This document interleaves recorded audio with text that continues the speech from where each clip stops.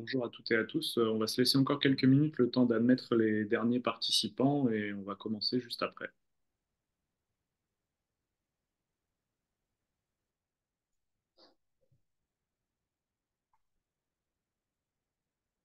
Bonjour. Bonjour.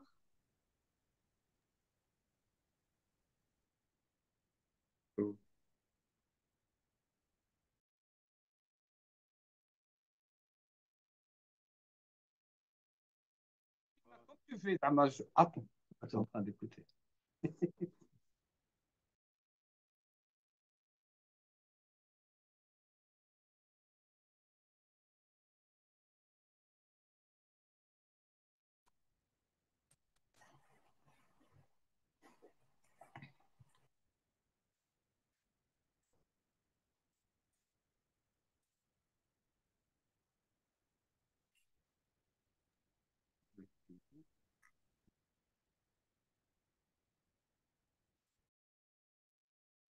Bonjour.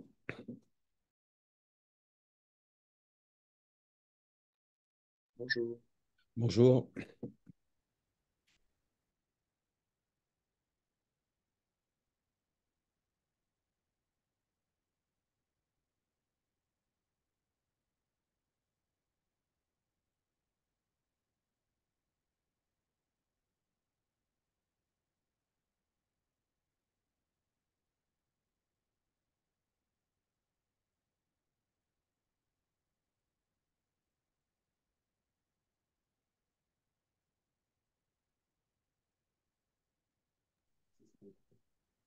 Ah oui.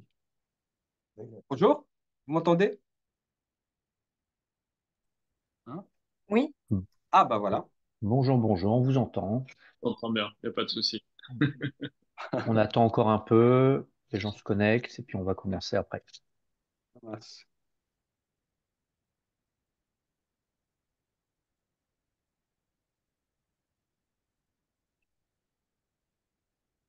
Bonjour Guillaume, ça va? Ça va et toi, Mokhtar? La Ça va, forme? ça va. Madame le cerf, Madame Descours, pour le fait, les habitués. bonjour Monsieur Jaffar. Ça court dans tous les sens. C'est pour ça on va commencer dans très peu de temps, histoire de pouvoir libérer tout le monde. Parce que je suppose que beaucoup d'entre vous consultent ensuite. Donc, on va Ah, faire. moi, j'ai prévu ma journée. On n'ira pas jusque-là, Pour la Mokhtar. paperasse. C'est pour la paperasse. D'accord. On accumule le retard et on procrastine et voilà.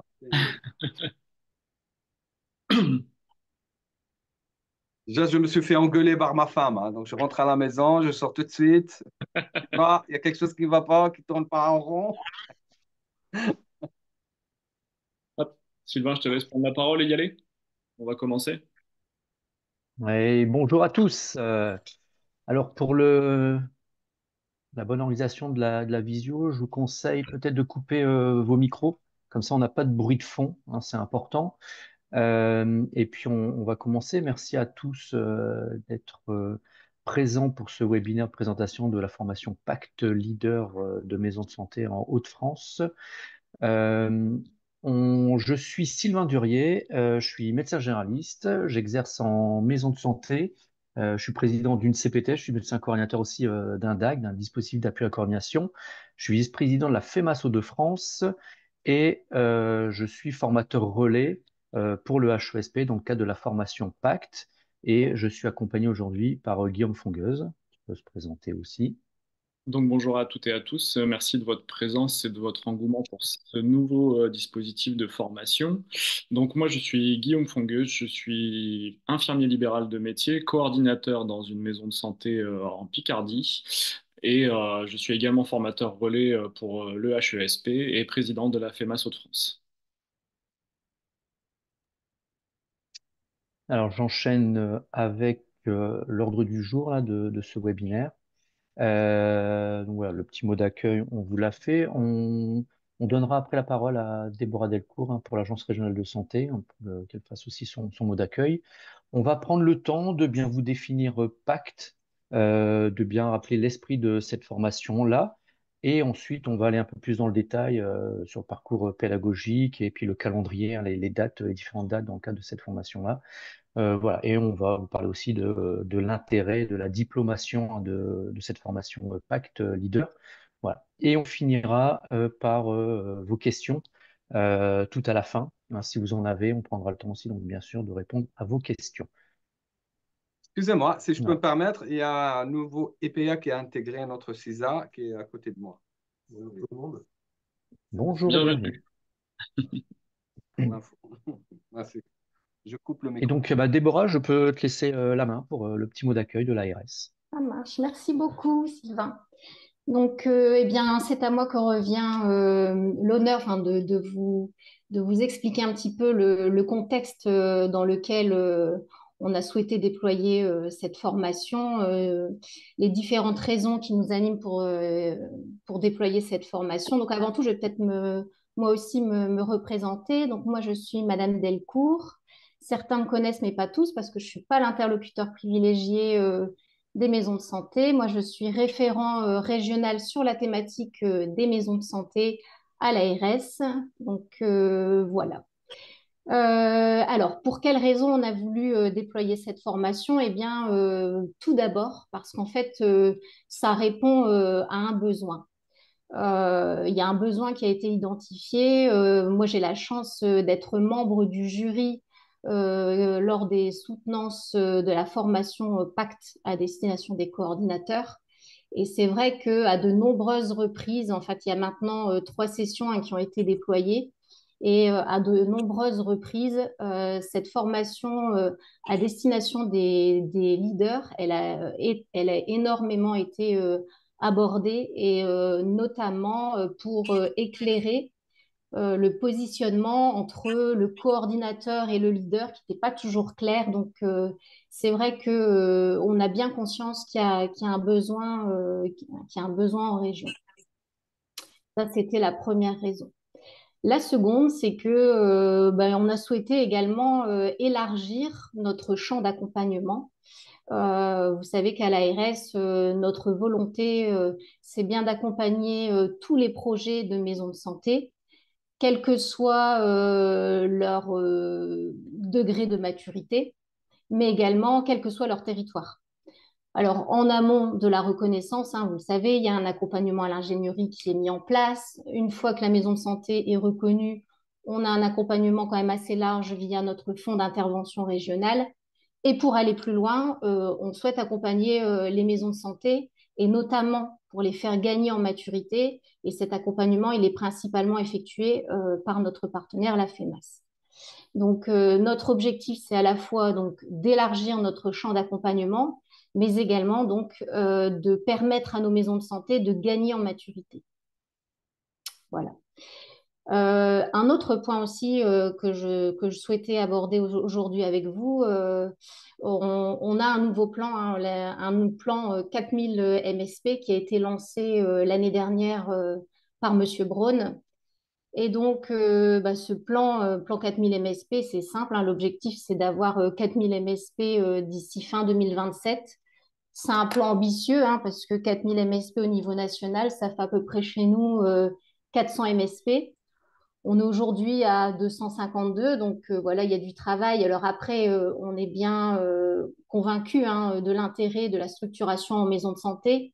Mais ce que je voulais dire aujourd'hui avec vous, c'était que notre objectif, il était certes de tendre vers cet objectif de 400 MSP, mais il était surtout de pérenniser les maisons de santé qui sont déjà reconnues. Donc, c'est également la raison pour laquelle, qui nous conforte dans l'idée que cet accompagnement peut répondre à vos besoins. Et puis enfin, je dirais que la dernière raison pour laquelle on a souhaité déployer, on a eu l'occasion de déployer cette formation Pacte leader, c'est qu'en fait, on a saisi l'opportunité qui nous a été donnée par l'EHESP, l'École des hautes études en santé publique. C'est l'EHESP qui a créé ce programme de formation. C'est un nouveau programme de formation. Il n'y a pas encore de généralisation. En fait, c'est une expérimentation que lance le HESP. Et donc, eh bien, on a saisi cette opportunité. On va faire partie des 4 régions en France qui vont déployer la formation Pacte à destination des leaders. Et donc, on en fera partie. Donc voilà, pour toutes ces raisons, on vous réunit aujourd'hui avec la FEMAS pour vous proposer cette formation dont nous, en tout cas, nous sommes convaincus du gain que ça va apporter. Voilà pour moi. Voilà. Merci Déborah. Donc on va revenir un petit peu sur l'expérience Pacte et la naissance de celle-ci. On va vous faire un petit rappel historique pour les gens qui ne connaissent pas ce dispositif. Donc Pacte Soins Primaires, hein, c'est Programme d'amélioration continue du travail en équipe de soins primaires. Ça a été conçu sous la forme d'un dispositif de formation, dans un premier temps mis en place à destination des coordinateurs de structures d'exercice pluriprofessionnels. Donc les débuts de Pacte, c'est 2016, 6 régions pilotes, hein, avec des partenaires nationaux, hein, l'HAS, le ministère de la Santé, avec Santé, les URPS, et donc le HESP qui porte le dispositif pédagogique. Le dispositif pédagogique, donc, il est créé au sein de l'EHESP par une équipe pédagogique qui s'imprègne aussi des gens de terrain qui participent à la formation en région. Donc là, le dispositif est maintenant quasi étendu à la totalité du territoire national en ce qui concerne la formation des coordinateurs de maisons de santé et des coordinateurs de CPTS, et également pour les centres de santé. Donc, c'est un dispositif qui a un parcours qui a maintenant du recul et qui évolue constamment. Donc, avec un groupe pédagogique constitué de formateurs relais de terrain et d'une équipe pédagogique au sein de l'EHESP qui participe à l'amélioration continue du dispositif, avec une évaluation constante aussi, hein, par des sociologues chercheurs au sein de l'EHESP qui interrogent d'un côté les formateurs relais, mais aussi les différents participants au process de formation, et on est en constante évolution. Donc initialement, hein, c'était vraiment construit pour les équipes de maisons de santé et de CDS. Les CPTS, c'est arrivé dans un second temps. Et là, ça y est, on lance, comme disait Madame Delcourt, le premier dispositif à destination des leaders. Ce dispositif concernant les MSP, pour l'instant, les Hauts-de-France seront le seul à le porter, puisque les 3 autres régions candidates au lancement du dispositif se sont d'abord tournées vers les leaders de CPTS. Donc l'idée, hein, de ce dispositif, en formant les coordinateurs et les leaders, c'est de pouvoir faire monter en compétence les différentes équipes, que lorsqu'on forme un coordinateur ou un leader, et là encore mieux puisque on se dirige vers des binômes formés pour les structures qui vont participer à la formation leader, l'idée c'est une montée en compétence de l'équipe et une montée en maturité de l'ensemble des professionnels de santé accompagnés par le dispositif. Donc, c'est un cadrage national avec des déploiements régionaux et des formateurs relais en région qui sont formés au sein de l'EHESP à plusieurs moments dans l'année et qui reviennent ensuite porter le dispositif en région. Voilà pour ça. Ne vous inquiétez pas, il y aura un échange et un partage du PowerPoint. Il y aura également un partage du temps de webinaire qu'on est en train de faire, vu qu'on vous mettra à disposition celui-ci qui est actuellement enregistré. Et on répondra à vos questions sur la fin de l'exercice. Donc après, si vous voulez déjà poser des questions pour ne pas les oublier dans le fil de discussion, on y reviendra dans un second temps en fin de webinaire. Je vais laisser la parole à mon collègue Sylvain Durier. Merci. Alors, pour ce qui est de l'esprit de la formation Pacte, alors c'est très important à comprendre pour pas qu'il y ait de surprise si jamais vous participez à cette formation-là. Euh, D'emblée, je dois vous dire que Guillaume et moi, on n'est pas des experts, on n'est pas des professeurs, donc on va pas vous donner des cours descendants. La formation Pacte, c'est une formation action, une formation expérientielle, c'est-à-dire qu'on va partir toujours de ce que vous vivez sur le terrain, dans vos équipes, dans vos maisons de santé, dans la vraie vie. Voilà. On sera accompagné par Béatrice, qui est enseignante à l'EHESP. Elle va venir animer les sessions de formation sur l'île, et voilà. Et nous, on va l'accompagner. Voilà. Donc, ce ne sont pas du tout des cours magistraux. Vous n'allez pas venir à des cours et écrire des cours pendant des heures et des heures. Euh, on va plutôt faire le choix d'une pédagogie ascendante. C'est-à-dire qu'on va faire remonter vos expériences, on va vous demander de vous exprimer sur vos problématiques, vos difficultés, et ça sera ça la base vraiment de nos réflexions, de la pédagogie. Voilà. Et on va beaucoup organiser des échanges, des partages, des réflexions entre les différents leaders. Et on va aussi faire ce qu'on appelle la pédagogie par mimétisme, qui va permettre justement après que vous soyez dans l'action au sein de vos équipes. C'est-à-dire que pendant la formation, on va tester des techniques d'animation, des jeux, des techniques pour travailler collectivement. Et vous pourrez vous inspirer de ce qui sera fait en formation pour reproduire au sein de vos équipes. Béatrice, Guillaume et moi, on sera donc les formateurs relais de cette formation. Et comme je vous disais, on ne sera pas du tout en posture d'expert, on ne sera pas du tout les grands professeurs. Hein, on est vraiment des animateurs, des facilitateurs. On va vous aider à réfléchir, à construire, à trouver des solutions aux problématiques que vous vivez dans vos maisons de santé, sur les territoires. Et on va vous proposer voilà, des jeux, des animations, des brise-glaces. On est friand de tout ça. Donc voilà, donc c'est vraiment une formation basée sur la convivialité, sur l'échange, sur le partage. Voilà, c'est pas du tout du cours. Donc vous serez dans l'action. On va bouger beaucoup. On va pas rester sur une chaise toute une journée. Voilà, ça c'est vraiment l'esprit de pacte. Hein, c'est vraiment être dans l'action, vraiment avoir une formation originale et différente. Pour ce qui est du parcours pédagogique, vous voyez que ce parcours pédagogique va être constitué autour de 6 grands modules. Le premier module, c'est présentation donc, du parcours de la formation. On commence aujourd'hui, puisque là, on présente donc les modules, les objectifs. Euh, on présentera aussi la plateforme. La plateforme Pact, c'est un accès Internet qui permet d'avoir accès à du contenu, à des cours, à des vidéos, à des choses, voilà, à des ressources pédagogiques qui vont vous aider justement à mieux comprendre certains enjeux de la maison de santé ou de l'animation, du management ou de la gestion de structure. Voilà. Et pendant sa présentation du parcours, euh, on, on ira chercher vos besoins et vos attentes, parce que comme je vous disais, on va construire cette formation par rapport à vous, par rapport à vos expériences. Alors bien sûr, il y a un cadre avec des grands modules, mais on va aller chercher vos besoins et vos attentes pour qu'on puisse ensuite nous adapter à vous, hein, à vos difficultés, à vos problématiques, à vos questionnements. Donc ça sera le premier module, présentation du parcours. Voilà. Deuxième module, c'est l'écosystème de santé.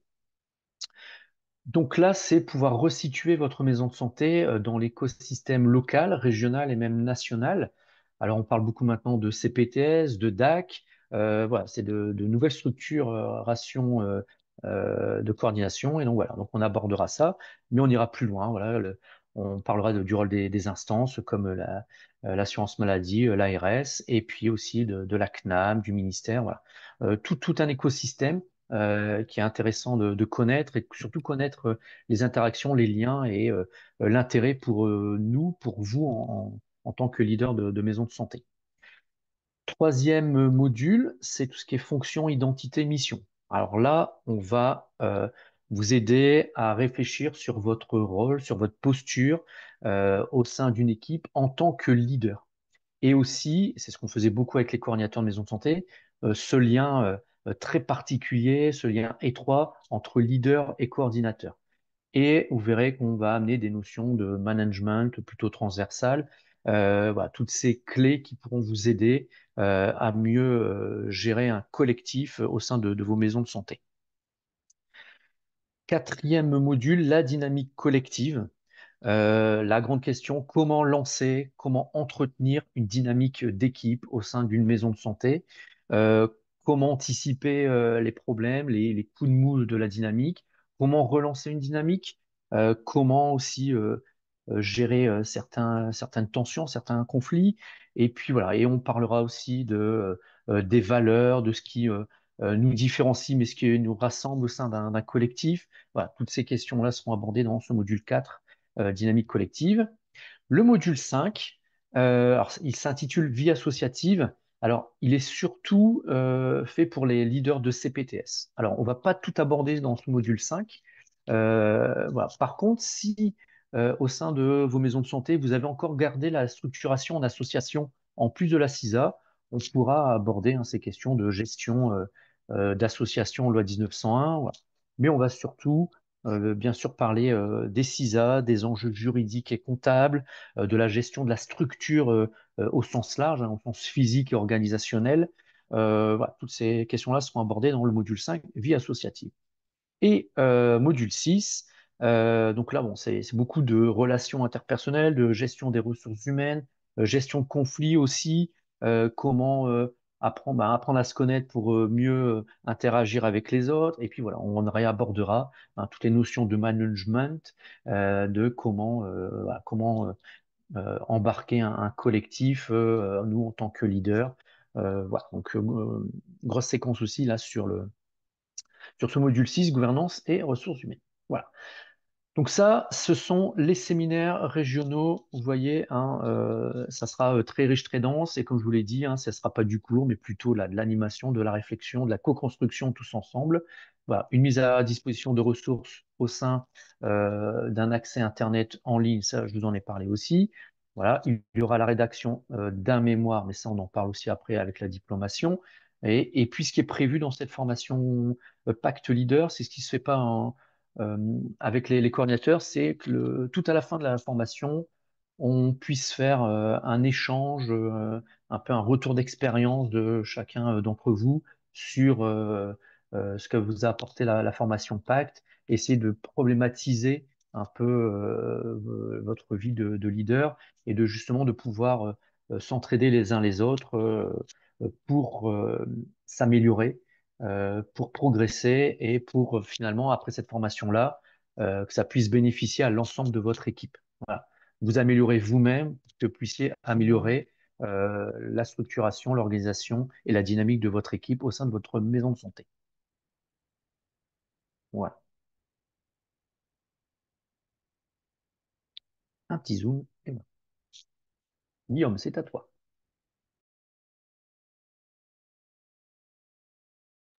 On va passer à la chose suivante qui est importante pour vous, c'est de pouvoir programmer. Donc on a voulu vous donner tout de suite l'ensemble des dates de séminaires pour que vous puissiez vous organiser au mieux et voir si c'était compatible avec votre emploi du temps. Donc il y a soit des séminaires d'une journée, soit de 2 jours. Voilà. Les séminaires auront lieu à Lille. En ce qui concerne le lieu de séminaire, on est en finalisation avec l'endroit où ça se passera. Ce sera en proximité de la gare de Lille-Flandre, à moins de 10 minutes à pied. Donc pour ceux qui ont la possibilité de venir en train, aucune inquiétude, vous n'aurez pas de transport en commun à réaliser ensuite après l'arrivée à la gare. Et après, pour ceux qui viendraient en voiture, il n'y a pas de souci pour se garer autour de la gare de Lille-Europe ou Lille-Flandre. Je me permets tout de suite une interruption. Le 11 avril, c'est la CPR des CPTS. Ouais. Alors, on n'avait pas la programmation de la date de CPR au moment où on a posé la date. Donc, désolé. Mais là, je pense pas qu'il y aura de modification sur le planning qui était prévu initialement, sachant qu'en plus, Béatrice vient de Rennes. Donc, les dates ont été posées en amont. Et je pense pas qu'il y aura de modification de cette date. Ok. Donc, je continue sur les différentes dates. Donc là, vous avez tout le calendrier des différentes dates de séminaires. Donc le 11 avril, le premier séminaire où on abordera les modules 1 et 2 et ainsi de suite. Donc le S2 le 23-24 mai. Après, il y a une longue période de creuse qu'on n'a pas voulu charger avant les vacances. Retour à la rentrée sur le 12 et 13 septembre et 3 et 4 avril 3 et 4 octobre pardon, pour le dernier séminaire. Et la soutenance de mémoire se feront le 27 novembre 2024 au sein de l'ARS à Lille, encore une fois.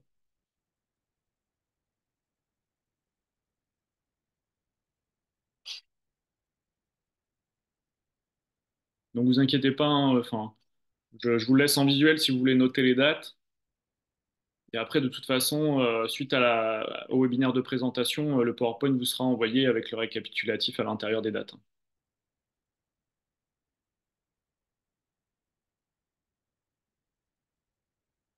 En ce qui concerne la diplomation, donc ça a été une longue discussion au départ au sein de l'EHESP, à savoir si cette formation serait une formation diplômante ou non.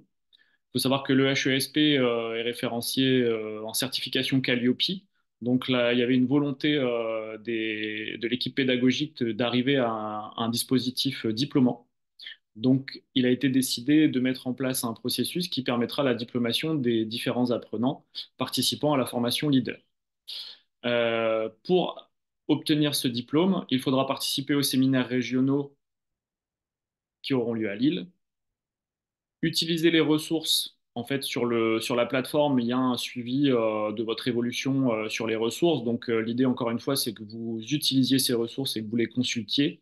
Il n'y aura pas, contrairement à ceux qui connaissent le dispositif pour les coordinateurs, il n'y aura pas de document traceur pendant la formation. C'est-à-dire que vous n'aurez pas de document précis à rendre par module, mais on validera une utilisation de la plateforme.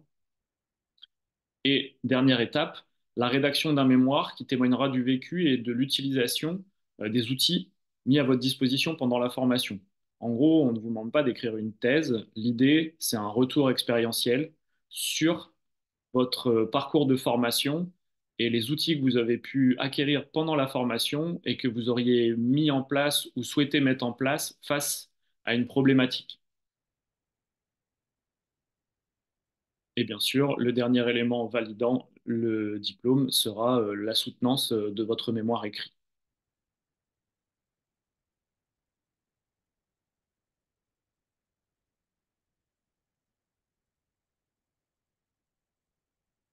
Voilà, donc on espère avec Sylvain qu'on a été suffisamment clair et qu'on vous a amené un maximum d'informations. Maintenant, on va prendre le temps de répondre à vos questions diverses sur le dispositif. Je vous invite à utiliser l'onglet réaction dans Zoom pour lever la main et qu'on vous donne la parole les uns après les autres pour éviter le côté cacophonique de la visio. Donc voilà, on est à disposition pour vous répondre. N'hésitez pas si vous avez des questions.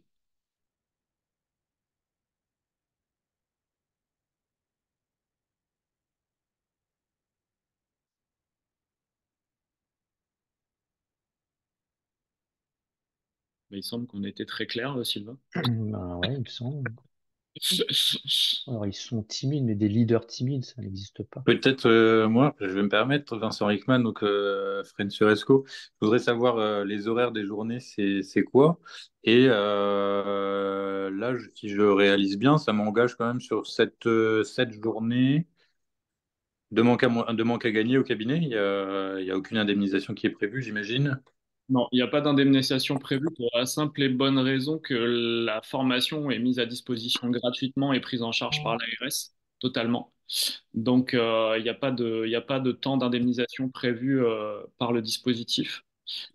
Et en termes de nombre de journées, c'est bien ça. C'est le bon calcul que vous avez fait. D'accord. Et les horaires, du coup? Les horaires, ce sera du 9-17, avec bien sûr un temps de pause le midi prévu dans le temps de formation, mais en gros, il faut prévoir du 9-17. Ok. Et vous pouvez donc en dire un petit peu plus sur ce qui va être attendu dans la rédaction de ce mémoire, parce que un mémoire, ça fait peur quand on...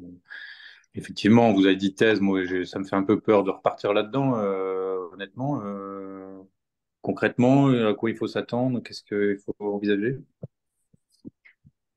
Ouais, je vais répondre. Donc ouais, c'est un mémoire, c'est un retour d'expérience, hein. Ça, le terme mémoire, hein, mais c'est pas mémoire au sens académique, universitaire, hein. On va pas vous redemander de reproduire une thèse. Euh, Classiquement, là, les mémoires qu'on demande au coordinateur, c'est on replante le décor de la maison de santé, ce qu'elle est, comment elle est structurée, le projet de santé, les grands axes du projet de santé. Et ensuite, on vous demande d'amener une problématique, une difficulté ou un projet que vous lancez avec votre équipe au sein de votre maison de santé. Et on vous demande de faire le lien avec la formation Pacte. Voilà. Qu'est-ce que vous avez pu euh, prendre dans la formation PAC qui vous a servi justement à affronter une difficulté ou à lancer un nouveau projet ou à vous adapter dans votre rôle de leader au sein de votre équipe. Donc voilà, c'est à 10 pages. On ne demande pas de faire 50, 80 pages. Hein, voilà. Mais ce qui compte, c'est vraiment le retour d'expérience. Hein. C'est pas académique, hein, c'est pas universitaire. Hein, c'est vraiment un retour d'expérience, une réflexion sur vous-même, sur votre rôle de leader au sein de votre équipe. C'est surtout ça qu'on attend. Ok, Nombre de pages merci. attendues, ouais, je vois la question de Jean-Benoît, ouais. Voilà, c'est 10 pages. Hein. 10, 15 pages, grand max. Hein. De toute façon, si c'est trop long, après, ça use le lecteur. Mais voilà, 10 pages, c'est bien. C'est bien. Alors, dans le tour Excusez-moi, de. je suis Ouais, arrivé alors vraiment sur la fin. Vous pouvez me résumer en 3 phrases combien de temps ça prend, quand c'est, si c'est rémunéré, et j'ai compris qu'il fallait un mémoire, c'est ça? alors, en 3 phrases, tout résumé, ça va être compliqué. Si on peut le faire. Sinon, vous faites la formation pour être leader d'une MSP, ça va aller tout seul. Je plaisante, hein. On a un planning déjà, avec des dates. Donc, ça, on peut peut-être le remettre. Il y a plusieurs modules de formation qui ont été présentés. Présentiel 9h, 17h sur l'île. La première formation a lieu le 11 avril et ça se termine le 3-4 octobre. Voilà. Donc, il faut être présent au séminaire. Il faut aller sur la plateforme PAC, qui est une plateforme de ressources documentaires sur Internet, avec un accès, avec des codes d'accès. Et puis voilà, rédiger ce mémoire qui est plus un retour d'expérience, hein, plutôt qu'un mémoire académique universitaire. Voilà. Et les dates, les voici, les voilà. Voilà. Excusez-moi, j'ai une petite question. Moi, j'ai fait la formation Pacte coordinateur, hein, en 2000, je sais plus quelle année, enfin, c'était une des premières. Je voulais savoir, parce que moi, forcément, ça m'intéresse pas tous les modules, puisqu'il y a des choses que j'ai déjà vues pour la formation Pacte classique. Est-ce que je peux faire juste quelques modules qui m'intéressent ou juste y aller pour, même sans aucune validation à la fin, mais juste sur ce qui m'intéresse, assister éventuellement? Hum, Alors alors, on Nathalie, peut. c'est pas prévu. C'est pas prévu pour le coup. C'est pas un complément de la formation Pacte Coordinateur. C'est vraiment une formation à destination des leaders. Donc la posture de formation sera pas la même. Enfin, Donc mais comme du coup, moi, je suis en même temps leader et coordinateur.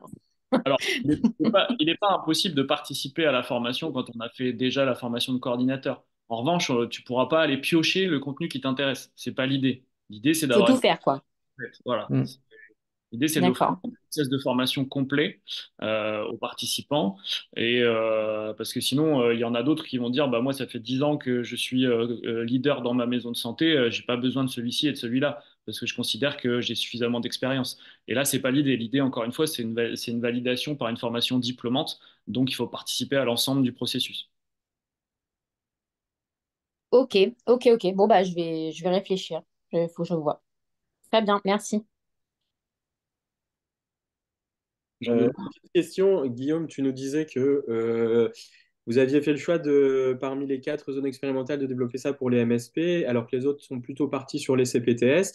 Mais en même temps, dans un des modules, Sylvain, tu expliquais qu'il y avait des choses qui pouvaient intéresser, notamment sur la vie associative, ce qui était CPTS. Est-ce qu'on est dans une mauvaise posture si on se dit qu'on peut le faire un peu pour les deux structures d'exercice coordonné?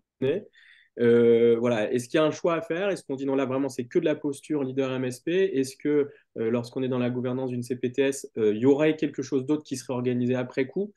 Voilà. Est-ce que c'est complémentaire ou est-ce qu'il faut vraiment qu'on fasse un choix sur les deux en fait? Parce que les problématiques, même si j'imagine que vous allez dire qu'elles ne sont pas les mêmes, ça se recoupe quand même sur certains sujets. Donc, ouais. Donc, c'est une formation pacte leader de maison de santé. C'est vraiment 2 maisons de santé. Alors, bien sûr, dans le module vie associative, il y aura des notions de gestion associative qui pourront servir quand on est leader de CPTS, mais c'est à la marge, hein, c'est vraiment minime, et tout le reste de la formation, ça sera du leader de maison de santé. Voilà. Donc, si tu te positionnes, c'est en tant que leader de maison de santé. ok. Et donc, je réponds à une question qui est dans dans le chat, hein. Donc oui, cette visio sera disponible en replay. C'est enregistré et ça sera disponible. Bonjour à tous, Déborah, tu as des Olivier. Moi réponses? aussi, j'ai une petite question. Vous m'entendez? Oui. Ouais. Vous dites formation diplômante, c'est-à-dire enfin, quel type de diplôme? Je crois qu'on en a parlé un peu pendant la présentation, mais je n'ai pas bien saisi. Il y a un diplôme de leader d'MSP.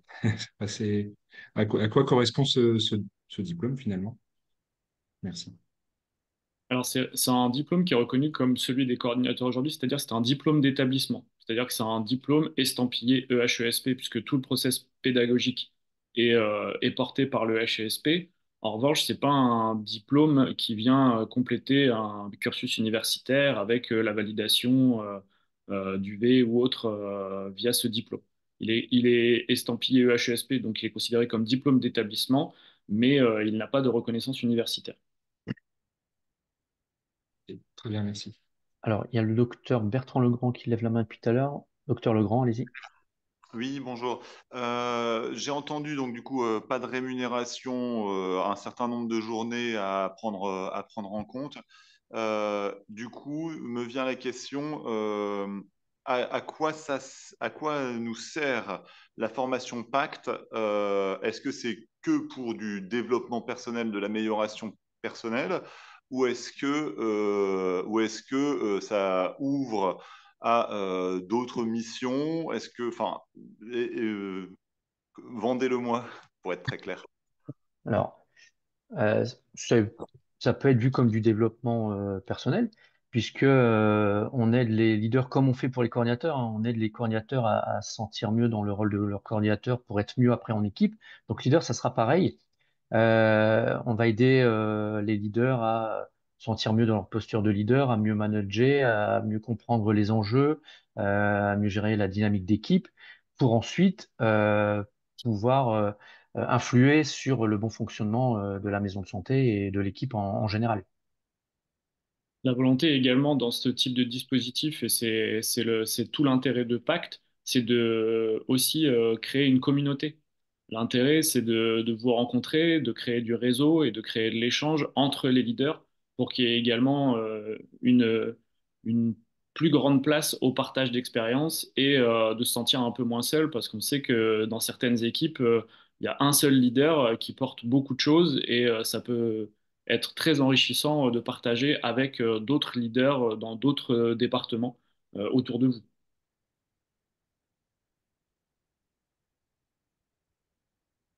Est-ce qu'on l'a bien Est-ce- vendu ou pas? Ouais, ouais, on a bien entendu. Moi, je vous avoue, perdre 1, 2, 3, 4, 5, 6, 7, 8, 9, 10 jours, enfin, prendre 10 jours de congé sans solde en étant médecin libéral, ça me paraît un peu cher, les coûts d'investissement. Il n'y a pas moyen de financement avec le FAF ou la NDPC pour au moins être dédommagé du temps qu'on va passer. Alors, c'est la problématique de ce type de formation, c'est que pour l'instant, elles ne sont pas reconnues dans les process de formation habituels, de formation continue. C'est d'ailleurs pour ça qu'elle est subventionnée par l'Agence régionale de santé et qu'on ne vous demande pas de participation financière, mais malheureusement, elle n'ouvre pas le droit au crédit habituel de formation. En fait, ça pose un problème parce que faut quand même que l'ARS se rende compte que 10 jours de temps plein de médecins, par exemple, moi je travaille sur la zone de Tourcoing, dans la ZUP de la Bourgogne, où on est deux médecins pour 8000 habitants, où il y a 100 passages à 120 passages jour pour deux médecins. Ça veut dire que, grosso modo, vous imaginez le report que ça fait et comment on décumule ce report. Il y a un vrai sujet, hein. Il faut que si c'est juste du développement personnel, alors que ça fait 1 ou 2 ans qu'on est sur des MSP, que parfois on aide d'autres MSP, je pense que le rôle de leader, il est naturel, hein, pour le coup. Et moi, j'ai une question supplémentaire pour avoir déjà un diplôme à l'EDEC Business School, un Master 2 sur le management et stratégie. Est-ce on peut pas avoir une équivalence sur ce type de diplôme où il faut facilement repasser par vous pour être validé pour les MSP, en sachant que j'ai déjà un diplôme qui est validé? Alors, ce cursus de formation-là, il n'est pas pour venir vous valider une compétence avec une reconnaissance ARS, hein. L'idée, c'est d'apporter un accompagnement aux leaders qui se sentiraient en défaut de formation. Alors là, vous, avec la formation que vous avez eue, je pense que vous allez avoir des choses en complément qui sont des choses de retour d'expérientiel de terrain et puis de réseaux locaux. Mais sur la question du management, on n'a pas la prétention d'aller à l'équivalence d'un master. D'accord, ok. Et est-ce que la MSP peut, elle, financer sur une enveloppe là, ce type de formation, en tout cas dédommager en indemnité de ressources pour les professionnels de santé qui y accéderont? Il C'est un est peu plus. il est complètement possible d'utiliser une partie de la CI pour indemniser le temps passé du praticien qui viendra se former, hein. Ouais, ok. Parce que ça fait beaucoup hein, quand on croise avec les CPTS, par exemple, je suis aussi président d'une CPTS, où pour la gestion de la crise, il faut qu'il y en ait un de nous qui aille se former, je ne sais plus où, aussi à le HESP. C'est l'équivalent de 3 jours, c'est pareil, c'est des journées qui ne sont pas du tout pris en charge. Et quand on se rend compte l'investissement en termes de temps, de coût et de charge mentale, parce qu'il faut récupérer les patients qu'on n'a pas vu le jour même avant ou après, ça demande un big investissement et donc faire gaffe à l'épuisement quand même, finalement. Je comprends, oui, je comprends tout à fait, hein. Après, là, dans le cursus tel qu'il est développé dans la version pilote, il n'y a pas d'indemnisation prévue en tout cas. Ok. Et c'est que du présentiel ou ça peut se faire en visio? Non, ce sera que du présentiel. Il y aura pas tant de visio de prévu parce que si on fait du mixte en visio, on l'a déjà fait pour d'autres formations. Et quand on fait du mixte, la personne qui est en distanciel, honnêtement, ça devient inaudible et très compliqué de participer activement à la formation. Ok, ça va. Et puis, comme on disait, c'est basé sur l'échange, le partage, c'est de Ouais. l'animation de groupe, hein, ces formations-là, c'est pas du cours. Ouais, ouais, Alors bien sûr, ouais, qu'en c'est sous visio, c'est forme, compliqué, hein. ouais, sous forme d'ateliers, d'échanges, de petits Mhm, défis, ouais, je c'est comprends, ça. c'est les meilleures formations de toute façon. Mhm. Moi, elle m'intéresse, si je parle juste comme ça et je garde la parole encore 3 minutes, moi, ça m'intéresse carrément, je suis toujours friand de ça, et puis il y a tout un aspect que vous transportez pédagogique et la vision du système des MSP je trouve super intéressante. Le frein, ça va être sur le financement des journées, parce que pour monter une MSP, on donne déjà beaucoup de temps gratos. On prend sur nous, on fait le soir, le matin, entre les deux. Ouais, c'est encore un surinvestissement qui a l'air super intéressant pour maintenir une MSP en bonne vie. Mais voilà, moi, le questionnement, il est là. Donc, si c'est financé par la MSP, je serai volontaire. Si c'est pas le cas, je réfléchirai quand même au-delà de l'envie pédagogique que vous proposez, quoi. On comprend bien la problématique. On comprend très bien. Bon. Et après, si tout se passe bien, il est fort possible qu'on renouvelle ce type de formation, hein, qu'il y ait une deuxième promo l'année prochaine. Donc, même si c'est pas maintenant, ça sera peut-être l'année prochaine. Ouais, ok. D'autres questions? Moi, peut-être un petit mail qui donne le diaporama. Comme ça, je peux le présenter au bureau de la MSP. Peut-être qu'il y a d'autres qui vont être volontaires plutôt que moi pour venir en support, comme vous le signaliez tout à l'heure. Il n'y a pas de souci, c'est prévu. Vous aurez un mail récapitulatif qui vous donnera Top. le lien pour revoir le webinaire s'il y en a qui veulent le faire. Il y aura le PowerPoint à l'intérieur et également donc les coordonnées de Déborah Delcourt qui vous le transmettra pour pouvoir vous inscrire avec une date de dépôt des candidatures au plus tard pour le 11 mars. 11 mars, ouais, ça faut vraiment que je me le note. Ok. Ok, ça va. Merci pour moi. En tout cas, j'ai plus de questions. De rien. Moi, j'ai une petite question par rapport justement à la candidature. La fiche de la MSP, c'est quoi exactement qui est demandé? C'est juste une fiche qui donne un petit brief sur votre équipe, en fait. C'est le nom de votre MSP, où elle se situe, la composition de la MSP, et puis les projets en cours. Voilà, c'est une petite fiche d'identité. D'accord.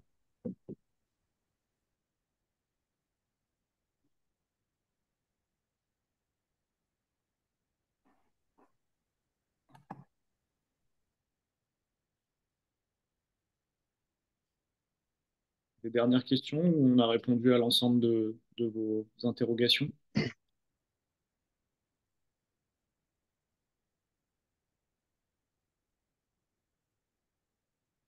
Déborah, tu pourras regarder dans le chat, il y a une Ouais, adresse mail il y a une adresse, ouais.